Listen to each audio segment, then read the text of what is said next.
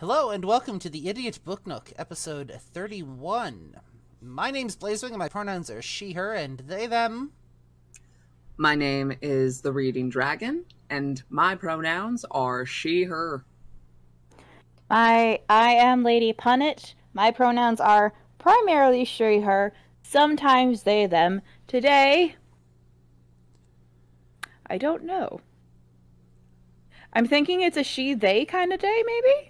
Yeah, that's valid. With a side of bubble tea, obviously. With a side of bubble tea, which I gotta make sure that I can actually order it the way I like, because I cannot stand, I don't like the tapioca pearls. I like the juice. They do have the juice pearls. So, we are the Idiot Book Nook. We are a book club-based podcast. 3 ADHD adult brains trying to stay on track. This morning has been interesting, to say the least. If you would like to follow us on social media, you can do so by following Lady Punnet at lanktr.ee/paulina.avalon. You can follow The Reading Dragon at lanktr.ee/thereadingdragon, and you can follow myself at lanktr.ee/blazewing2010. If you would like to leave us a voice message or check out our podcast feed, you can do so at anchor.fm/idiot-book-nook, and you can check out our website at idiotbooknook.wordpress.com. It also occurs to me, I've been forgetting to add in something during these introduction sections. I would like to thank my Patreon supporters, Wild Firestorm and Studio Prey, for your monthly contributions. Yay. Today we are reading. Thank you for your support. Today we are doing The Amulet of Samarkand, which is the first book in the Bartimeaus Trilogy. And we are starting off at part 2, chapter 15. For those of you watching in the Twitch chat, if you would like to follow along, you're more than welcome to do so. For those of you listening at home, thank you for joining us. Narrator, would you please take it away? The Bartimeaus Trilogy, Book 1, The Amulet of Samarkand, written by Jonathan Stroud, narrated by the Reading Dragon, voice acted by the Reading Dragon, Blazewing 2010, and Lady Punnet. Chapter 15, Nathaniel. No sooner had the genie transformed itself into a pigeon and flown from his window than Nathaniel closed the fastener, drew the curtains, and sank down upon the floor. His face was corpse white, and his body shook with exhaustion. For almost an hour, he remained slumped against the wall, staring at nothing. He had done it. Yes, he had done it all right. The demon was bested, was under his control again. He only had to work the binding spell on the tin, and Bartimeaus would be forced to serve him for as long as he desired. It was all going to be fine. He had nothing to worry about. Nothing at all. So he told himself. But his hands trembled in his lap, and his heart pounded painfully against his chest. And the confident assertions he tried to conjure fell from his mind. Angrily, he forced himself to breathe deeply and clasped his hands together tightly to suppress the shaking. Of course, this fear was only natural. He had ducked the stimulating compass by a fraction of a second. It was the first time he had come near death. That sort of thing was bound to cause a reaction. In a few minutes, he would be back to normal. He could work the spell, take the bus to the Thames. The genie knew his birth name. It knew his birth name. Bartimeaus of Uruk, Sakira Genie of Alarish, He had allowed it to uncover his name. Mrs. Underwood had spoken, and the genie had heard, and in that moment the cardinal rule had been broken. And now Nathaniel was compromised, perhaps forever. There's a note on that. It wasn't Mrs. Underwood. He felt the panic welling up in his throat. The force of it practically made him gag. For the first time he could remember, his eyes stung with tears. The cardinal rule. If you broke that, you gave yourself up for lost. Demons always found a way. Give them any power at all, and sooner or later they would have you. Sometimes it took years, but they would always.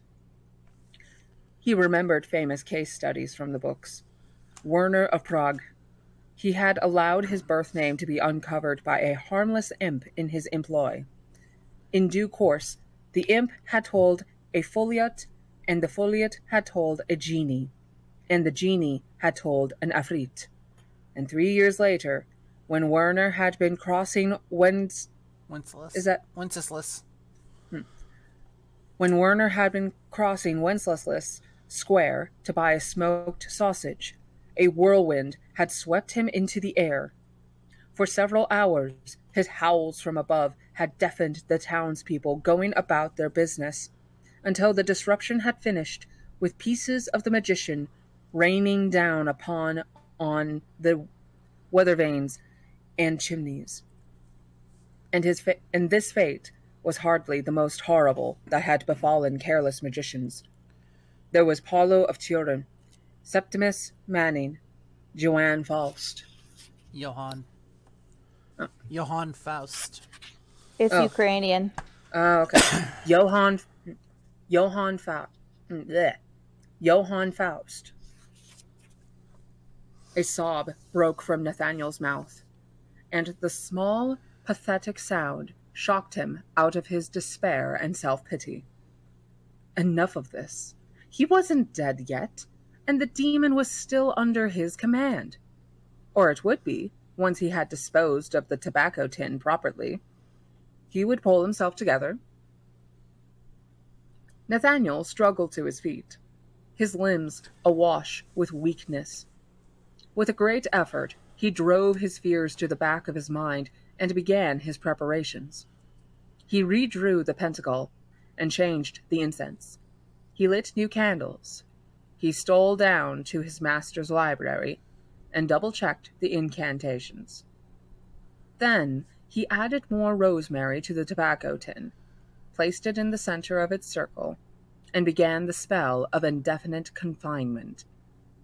After 5 long minutes, his mouth was dry and his voice cracked, but a steel-gray aura began to gleam across the surface of the tin. It flared and faded. Nathaniel uttered the name of Bartimeaus, added an astrological date on which the confinement would begin, and finished. The tin was as before. Nathaniel put it in the pocket of his jacket, snuffed out the candles, and drew the rug over the markings on the floor. Then he collapsed upon the bed. When Mrs. Underwood brought her husband his lunch an hour later, she confided an anxiety with him. I'm worried about the boy, she said. He's barely touched his sandwich. He flopped himself down at the table, white as a sheet, like he's been up all night. Something scared him, or sickening him for something. She paused. Dear? Mr. Underwood was inspecting the array of food upon his plate. No mango chutney, Martha. You know I like it with my ham and salad. We've run out, dear. So what do you think we should do? Buy some more. That's obvious, isn't it? Heavens above, woman. About the boy. Oh, he's alright. The brat's just nervous about the naming, and about summoning his first impling. I remember how terrified I got. My master practically had to whip me into the circle. Mr. Underwood shoveled a forkful of ham into his mouth. Fat fucking bastard. That was not in the book. Nope. but he's a fat fucking bastard. Tell him to me. 1 second. Fuck. Are you clipping this? Somebody clip it. Fuck. Tell him to meet me in the library in an hour and a half's time, and not to forget the almanac. Now, make it an hour. I'll need to ring Duval about those thefts afterward. Curse him. In the kitchen, Nathaniel had still only managed half a sandwich. Mrs. Underwood ruffled his hair. Buck up. She said, It is only the naming that unsettles you. You mustn't worry about it. Nathaniel's nice, but there are lots of other good names out there, you think. Just think, you can choose whatever name you like within reason, as long as no other current magicians have it. Commoners don't have that privilege, you know. They have to stick with what they're given. She bustled about, filling the teapot and finding the milk, and all the while talking. Nathaniel felt the tin weighing down his pocket. So if I can just interrupt for a moment. Mm-hmm. Lady Punnet, I love that accent that you're doing with that. Yes. Mm-hmm. I'd like to go out for a bit, Mrs. Underwood. He said. I need some fresh air. She looked at him blankly. But you can't, dear, can you? Not before your naming. Your master wants you in the library in an hour. And don't forget the nominative almanac. Almanac, he says. Though having said that, you do look rather pecky. Peaky. Fresh air would do you good, I suppose. I'm sure he won't notice if you nip out for 5 minutes. It's all right, Mrs. Underwood. I'll stay in. 5 minutes? He needed 2 hours, maybe more. He would have to dispose of the tin later, and hope Bartimeaus didn't try anything beforehand. She poured a cup of tea and plonked it on the table before him. That'll put colors in your cheeks. It's a big day for you, Nathaniel. When I see you again, you'll be someone else. This will probably be the last time I call you by your old name. I suppose I shall have to start forgetting it now. You couldn't have started forgetting it this morning? Oh, sorry. I can let you do your thought. Nathaniel. Why couldn't you have started forgetting it this morning? He thought. A small, malicious part of him wished to blame her for her careless affection. It wasn't her freaking fault. But he knew that this was totally unjust. It was his fault the demon had been on hand to hear her. Safe, secret, strong. He was none of these things now. He took a gulp of tea and burned his mouth. Come in, boy. Come in. His master, seated in a tall, upright chair beside the library desk, seemed almost genial. He eyed Nathaniel as he approached and indicated a stool beside him. Sit. Well, you're looking smarter than usual. Even wearing a jacket, eh? I'm pleased to see that you register the importance of the occasion. Yes, sir. Right, where's the almanac? Good, let's have it. The book was bound in shiny green leather with an ox hair ribbon bookmark. It had been delivered by Yaroslav's only... Is that Yaroslav's? Yep. Okay. It had been delivered by Yaroslav's only the day before and had not yet been read. Mr. Underwood opened the cover delicately and glanced at the title page. Those Nominative Almanac, 395th edition. How time flies. I chose my name from the 350th. Would you believe I remember it as if it was yesterday? Yes, sir. Nathaniel stifled a yawn.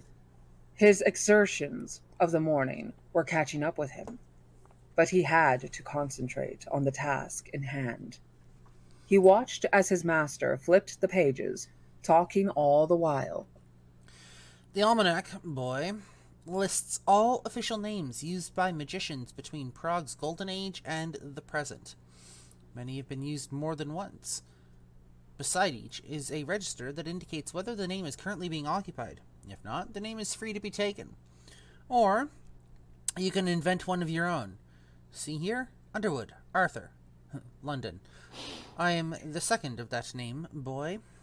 The first was a prominent Jacobean, a close associate of King James I, I believe. Now, I've been giving the matter some consideration, and I think you would do well to follow in the footsteps of one of the great magicians. Yes, sir. I thought Theophilus Throckmorton, perhaps. Ugh. He was a notable alchemist, and yes, I see the combination is free. No? That doesn't appeal. What about Balthazar Jones? You're not convinced? Well, perhaps he is a hard act to follow. Yes, boy, you have a suggestion? Is William Gladstone free, sir? I admire him. Gladstone? His master's eyes bulged. The very idea! There are some names, boy, that are too great and too recent to touch. No one would dare. It would be the height of arrogance to assume his mantle. His eyebrows bristled. If you aren't capable of a sensible suggestion, I shall do the choosing for you. Fuck off! Sorry, sir. I didn't think. Ambition is all very well, my lad, but you must cloak it. If it's too obvious, you'll find yourself brought down in flames before you reach your 20s. A magician must not draw attention to himself too soon. Certainly not before he has summoned his first molar. Well, we shall browse together from the beginning. It took an hour and 25 minutes for the choice to be made, and a harrowing time Nathaniel had of it. His master seemed to have a great deal of affection for obscure magicians with obscurer names, like Fitzgibbon, Treacle, Holmes, and Gallimalfrey were avoided only with difficulty. Likewise, Nathaniel's preferences always seemed too arrogant or ostentatious to Mr. Underwood. But in the end, the choice was made. Warily, Mr. Underwood brought out the official form and entered in the new name and signed it. Nathaniel had to sign too, in a large box at the bottom of the page. His signature was spiky and ill-formed, but then it was the first time he had used it. He read it back to himself under his breath. John Mandrake. He was the third magician of that name. Oh, if you wanted to read John Mandrake. Go for it. Okay. He read it back to himself under his breath. John Mandrake. He was the third magician of that name. Neither of his predecessors had achieved much of significance, but by this time Nathaniel didn't care. Anything was better than treacle. It would do. His master folded the paper, placed it into a brown envelope, and sat back in his chair. Well, John, he said, it is done. I shall get that stamped at the ministry directly, and you will then officially exist. However, don't go getting above yourself. You still know almost nothing, as you will see when you attempt to summon the Natterjack Impling tomorrow. Still, the first stage of your education is completed, thanks to me, you fucking dick. Mm-hmm. That bastard. Yes, sir. Thank you, sir. Heaven knows it has been 6 long and tedious years. I often doubted you would get this far. Most masters would have turned you out onto the streets after that little affair last year, but I persevered. No matter. From now on, you may wear your lenses. Thank you, sir. Nathaniel couldn't help blinking. He was already wearing them. Mr. Underwood's voice took on a complacent tone. All being well, in a few years, we'll have you in a worthy job. Perhaps as an undersecretary in one of the lesser ministries. It won't be glamorous, but it will suit your modest capabilities perfectly. Not every magician can aspire to become an important minister like me, John. But that shouldn't stop you making a contribution of your own. However, Meager, in the meantime, As my apprentice, you'll be able to assist me in trivial conjurations and pay me back a little for all the effort I have spent on you. You fucking shithead. It would be an honor, sir. His master waved a hand of dismissal, fuckerhead, allowing Nathaniel to turn away and assume a sour expression. He was halfway to the door when his master remembered something.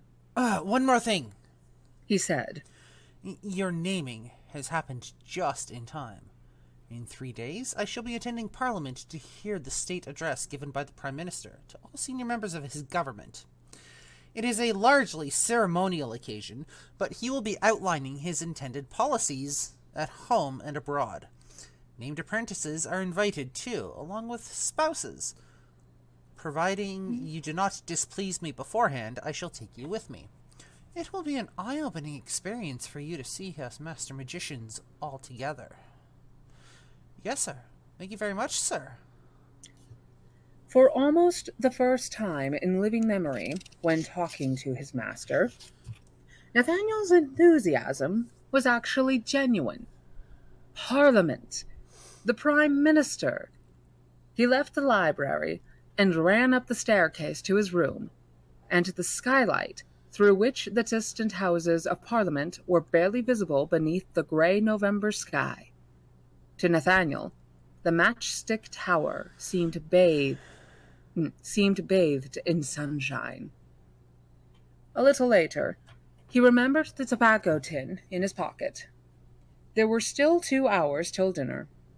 Mrs. Underwood was in the kitchen, while his master was on the telephone in his study. Stealthily, Nathaniel left the house by the front door, taking £5 from the tradesman's jar that Mrs. Underwood kept on a shelf in the hall. At the main road, he caught a bus heading south. Magicians were not known for catching public transport. He sat on the back seat, as far away from the other passengers as possible, watching them get on and off out of the corner of his eye. Men, women, old, young, youths dressed in drab colors, girls with flashes of jewelry at their throats. They bickered, laughed, or sat quietly, read newspapers, books, and glossy magazines. Human, yes, but it was easy to see they had no power. To Nathaniel, whose experience of people was very limited, this made them oddly two-dimensional. Their conversation seemed about nothing. The books they read looked trivial. Aside from feeling that most of them were faintly vulgar, he could make nothing of them. After half an hour, the bus arrived at Blackfriars Bridge and the River Thames. Nathaniel alighted and walked to the very center of the bridge, where he leaned out over the wrought iron balustrade. Balustrade? Balustrade. Yeah, okay. Where he leaned out over the wrought iron balustrade. The river was at high tide. Its vast gray waters raced beneath him, its uneven surface swirling ceaselessly. Along both sides, blank-eyed office towers clustered above the embankment roads, where car lights and street lamps were just beginning to come on. The House of Parliament, Nathaniel knew, stood just around a bend in the river. He had never been so close to them before. The very thought made his heart quicken. Time enough for that another day.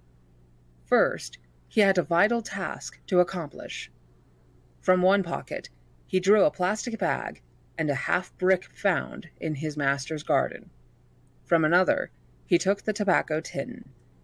Brick and tin went into the bag, the head of which he tied with a double knot. Nathaniel gave a quick glance both ways along the bridge. Other pedestrians hurried past him, heads down, shoulders haunched. No one glanced in his direction. Without any more ado, He tossed the package over the balustrade and watched it fall. Down, down. By the end, it was nothing but a white speck. He could barely see the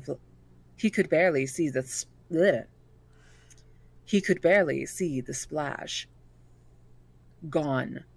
Sunk like a stone. Nathaniel pulled up the collar of his jacket, shielding his neck from the wind gusting along the river. He was safe. Well, safe as he could be for the moment. He had carried out his threat. If Bartimeaus dared betray him now. It began to rain as he made his way back along the bridge to the bus stop. He walked slowly, lost in thought, almost colliding with several hurrying commuters coming in the opposite direction. They cursed him as they passed, but he barely noticed. Safe. That was all that mattered. A great wariness descended upon him with every step. So, how about that Mr. Underwood, huh? Oh, by the way, that's the end of chapter 15. I'm gonna gut him like a fucking pig he is. We can't gut him. He is a fictional character. I'm still gonna find a way. I will find a fucking way to gut him like the goddamn pig he is. For legal reasons, this is a joke. For legal reasons, this is a joke. He's lucky he's a fictional character. Reading Dragon. For legal reasons, this is a joke. Repeat after us. Repeat after us. For legal reasons. For legal reasons. This is a joke. It's a joke. I will gut him like a fish. That's not what we said. For legal reasons, he's lucky he's a fictional character. Close enough. I don't feel like I should have to say it. It's a fictional character. I know, but some crazy fans have done crazier things to, like, the author. No. The author not this is author, fine. but like, not this author, but like, you know. Anyways, moving on. How about that Mr. Underwood, huh? Fuck him. Yeah, he's a bit of a fucking pig. Self-absorbed dickweed. Jonathan Stroud, you have written this character wonderfully in the way that you make everyone just hate him. Yep. Not gonna lie.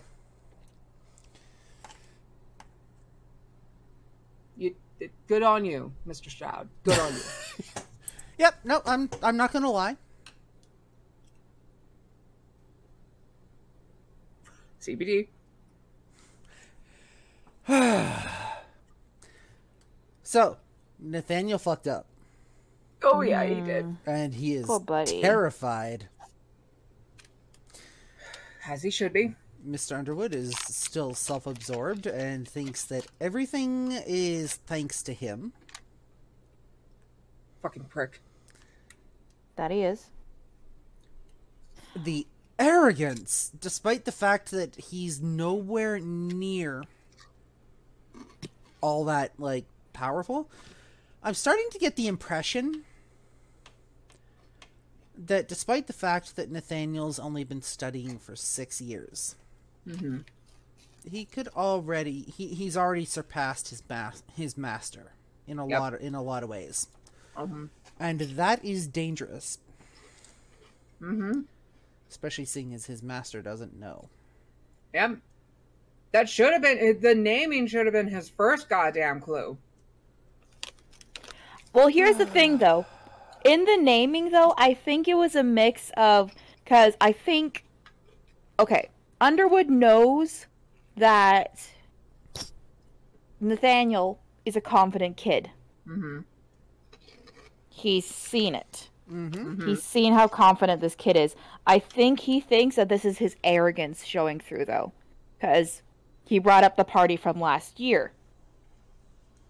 Yeah. I think it's more of a case of that than him actually, like... I think it's more of his way, like, whoa, slow your roll, buddy. You You haven't even summoned your first, like, impling yet. About that. Yeah, so kind of went from imp to full-fledged demon. Yeah. A trickster demon to top it off. And managed to keep control of it for the most part. Mm-hmm. After it found out his name. Mm-hmm. Yep. I'd like to see you do that, Mr. Underwood. Mm-hmm.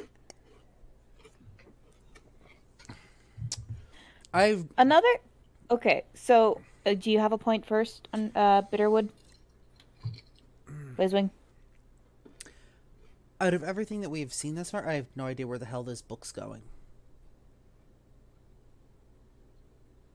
Did you just eyebrow waggle at me? Did I? She's read the book, remember? Go ahead, Lady Punnet. Okay, I would like to turn to the whole, like, naming thing, because it sounds like they can only name themselves after, like, people who have already died, or Make up their own name. Make up their own name, but it sounds like it's more, what's the word I'm looking for? Ritualistic? Mm-hmm. I was gonna say socially acceptable to, like, take names that are, like, already well known. Yeah. From the sounds of it. Surprised the name Merlin wasn't in that list or wasn't mentioned. But I bet you it's in the almanac, though. I think it's in the almanac, but I think that might be like, ooh, you're really pushing hubris right there. Mm-hmm.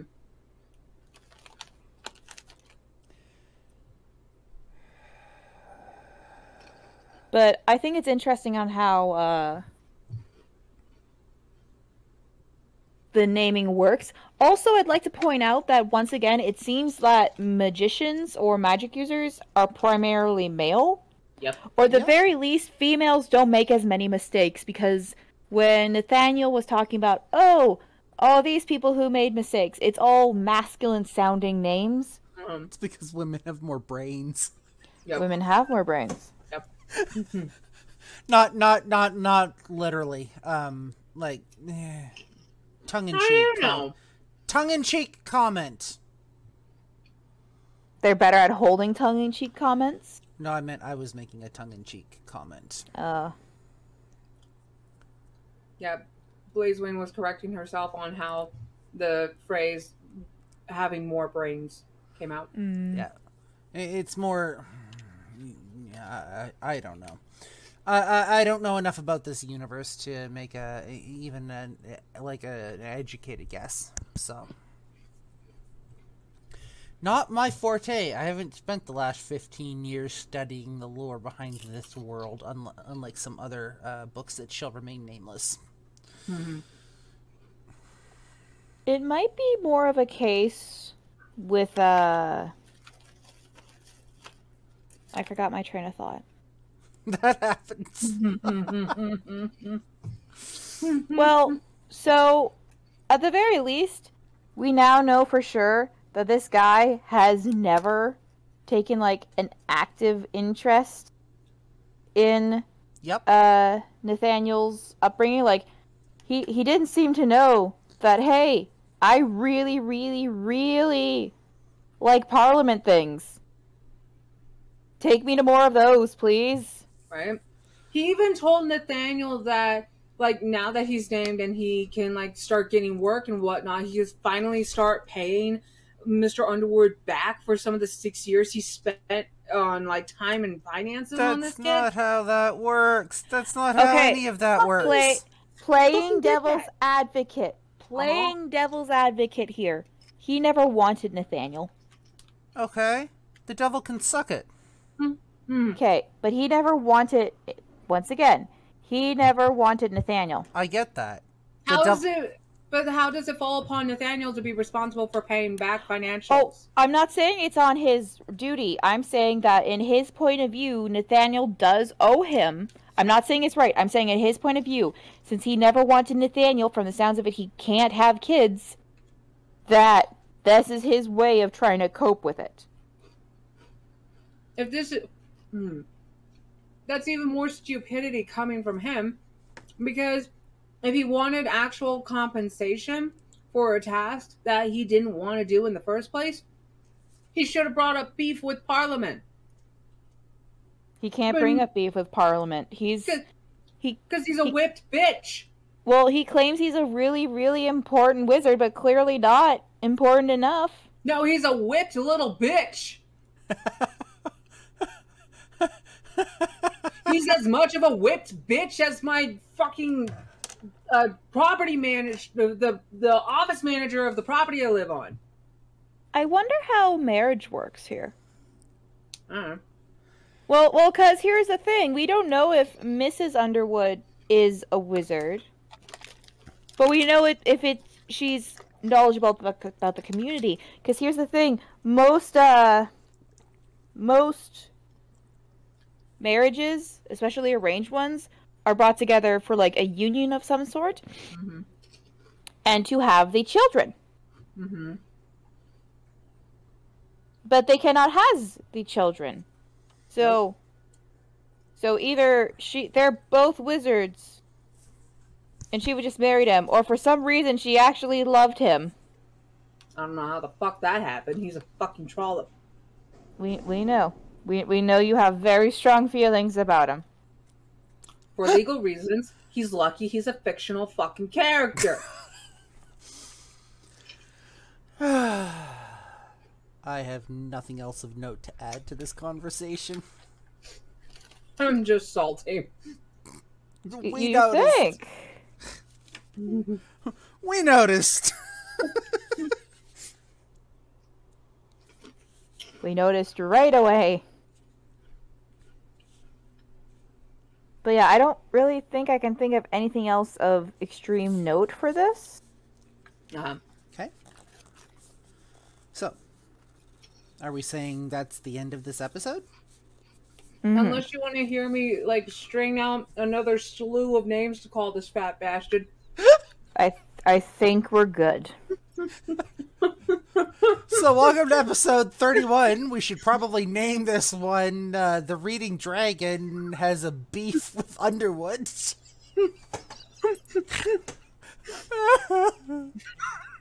Fuck.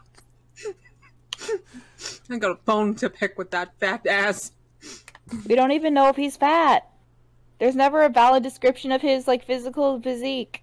I imagine he is a fat old fuck. So wait, are you basically imagining Uncle Vernon? Pretty much. With a longer beard. And wispier hair.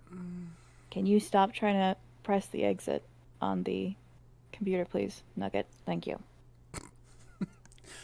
Alright, so we're gonna call this episode here. For those of you watching on Twitch, once we do our closeout, you know how this goes. We'll be back with our next episode. For those of you listening to the podcast, we will see you in episode 32. What the fuck? If you would like to follow us on social media, you can follow us. Lady Punnet's got Linktree at lanktr.ee/paulina.avalon. The Reading Dragon has Linktree at lanktr.ee/the Reading Dragon.